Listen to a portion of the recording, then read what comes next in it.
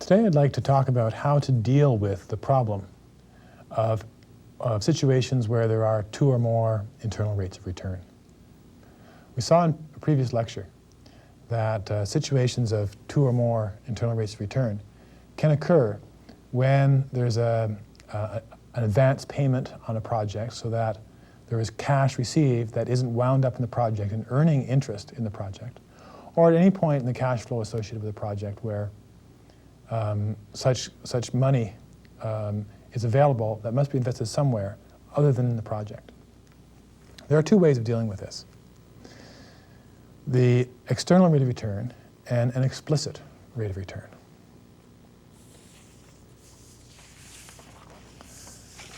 First, let's talk about the idea of an explicit rate of return.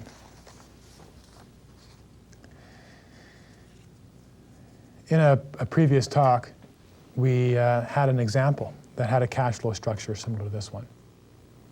In the example, we saw that the problem of a multiple external rate of return occurs because of an initial payment that we assume in the normal internal rate of return calculations to be earning interest at the internal rate of return. But in fact, because it's received before the project really started, before any investments made in the project, earns some other interest rate. It has to be invested somewhere. You have cash in your hand that you've earned through as an advance on a consulting project, for example. And what you do with it, you're going to invest it in something else. This is the idea behind the explicit rate of return, where we see in our cash flows that we're going to have some cash to invest outside of the project, as we do in this case. What we do is we take that cash forward in time at an explicit interest rate. That explicit interest rate is the MAR, not the internal rate of return. Because what you can imagine happening is that that cash on hand, that money you have to invest somewhere other than the project, is going to go into a pool of resources. And that pool of resources is going to be invested in various ways. Various projects are available to you. But because of the way the MAR is defined, you aren't going to be investing in anything that doesn't exceed that MAR. So the minimum that money is going to get is your MAR. So it's an appropriate way of choosing an interest rate for which that $1,000 will earn money, other than the internal rate of return of the remaining price of the project. So the calculation for that then is quite straightforward. Just a reminder of the project we looked at before that has this cash flow structure. We had a payment of $1,000 today, a cost $5,000 a year from now, and a payment of $6,000 in 2 years. We're going to calculate its internal rate of return now using that explicit rate of return. What we do is we take the $1,000 payment and take it forward in time, 1 year, at the MAR.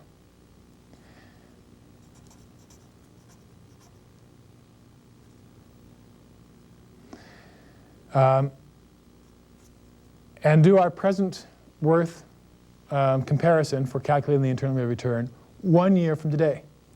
So it would be minus $5,000 plus $6,000 brought to present worth at the internal rate of return I over 1 year, and set that equal to 0. So what we're doing really is exactly the same calculation for internal rate of returns would normally, except we're moving our point of view 1 year in the future, recognizing that the $1,000 we get today isn't really part of the project in the sense that we're not earning interest on that $1,000 in the same way we do once we've invested money in the project. So we take that $1,000 forward 1 year at the MAR. So, for example, if the MAR were 25%, that gives an internal rate of return of 60%. And there is only one. If I use the basic formula for that, at 25%, the calculation is 1,000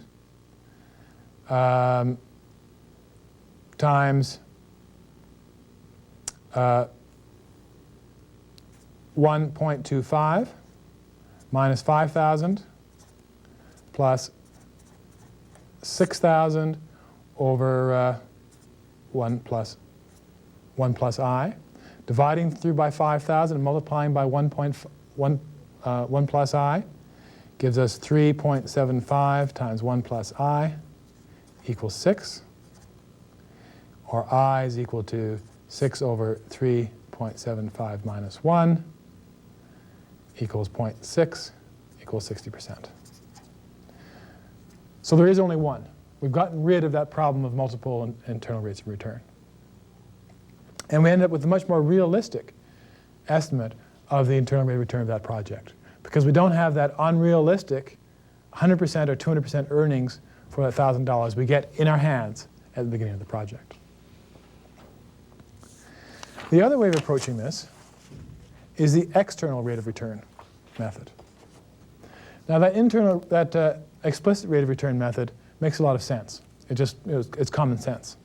The problem with it is that not all cash flows follow the fairly straightforward structure that we have in this example. What happens is that we can have elements of the cash flow earning unrealistic rates of return at any point. And it can get very complicated to calculate where that cumulative cash flow does change sign. The idea behind the external rate of return gets rid of that problem by taking all receipts forward in time at the MAR and all disbursements forward in time at the internal rate of return. So what we do is we take that $1,000 receipt forward in time at MAR 2 years under the external rate of return method, and this $5,000 forward in time 1 year at the internal rate of return. And you can see that you can have as complicated a cash flow as you like. And it's the same process. All the disbursements all the receipts go forward at the MAR to the last element of the cash flow, and all the disbursements go forward at the internal rate of return. And you solve for that unknown internal rate of return. This is, in a sense, not really quite as accurate as the explicit rate of return method. But what it does do, it makes the whole process a lot easier. It means we don't have to determine when we do have that cash in hand. It also gives exactly the same result. You will make the same choice correctly as to whether to accept a project or reject a project in comparison to a particular minimum acceptable rate of return. So this is perfectly adequate for that reason. However, it will perhaps give you although it'll allow you to make the correct decision, it'll give you perhaps an incorrect judgment of what the actual earnings of that project are. It'll tend to underjudge that because you'll be pulling forward some of your receipts at the minimum acceptable rate of return instead of perhaps the higher internal rate of return of the project. So to the calculations for our example problem using the external rate of return, for, let's say again, 25% minimum acceptable rate of return, we take our $1,000 payment forward in time at our MAR of 25%, say, 2 years. Take our $5,000 disbursement forward in time at the unknown interest rate, which will be our internal rate of return, for 1 year, and add to that the $6,000 payment we get at the end of 2 years, and set that equal to 0. So if you like, we've taken our point of view now to the very end of our cash flow pattern, the last payment, and done our internal rate of return analysis there. And of course, the payments we get, we take forward at the MAR. What we pay, we take forward at an unknown interest rate. Solving for this, we get an interest rate of 51.25%. And we actually call this ERR rather than IRR, E standing for external rate of return. It has its own name. But it has its own name because it's not quite accurate in terms of its absolute value. See, it's 51.25% compared to 60% for the explicit rate of return. But it is good for decision making. So that's the external rate of return. So we have two methods then for dealing with this problem of multiple internal rates of return. The one is to impose an explicit rate of return where we have cash on hand that has to be invested somewhere. The second is to use a slightly different technique which gives us good answers, the external rate of return, where we take disbursements forward at the unknown interest rate and receipts forward at the minimum acceptable rate of return. Thank you.